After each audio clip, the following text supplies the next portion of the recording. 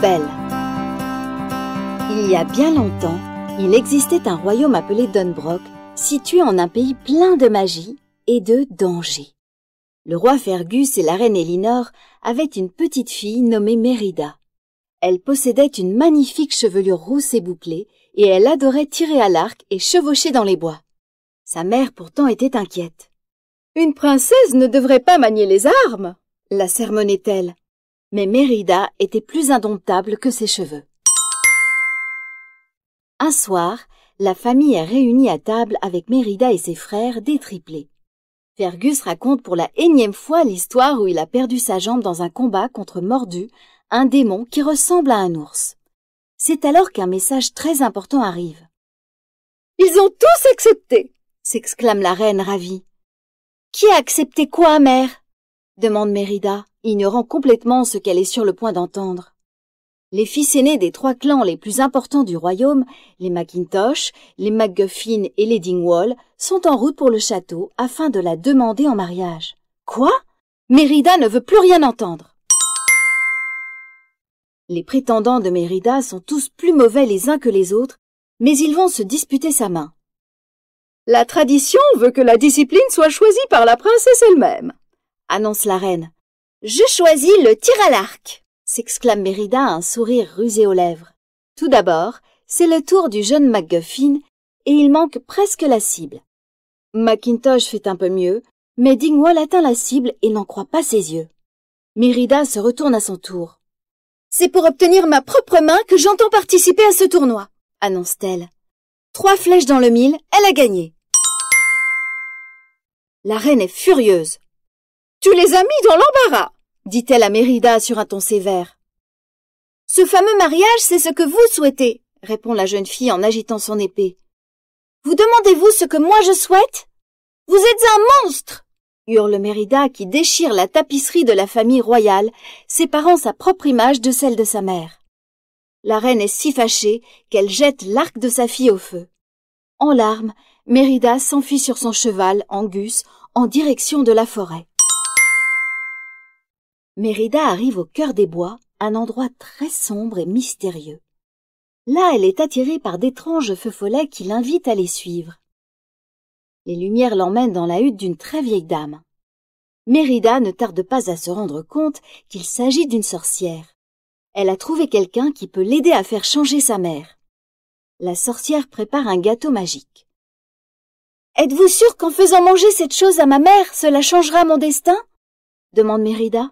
« Faites-moi confiance, » répond la sorcière d'un sourire malicieux. « Il n'y a aucune raison d'en douter. » De retour au château, Mérida offre le gâteau enchanté à sa mère afin de la faire changer.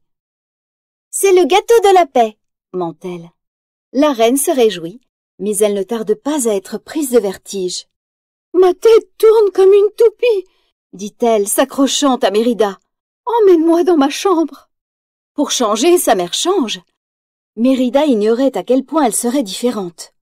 Quelques minutes après, la reine Elinor s'est transformée en ours. Mérida a commis une épouvantable erreur.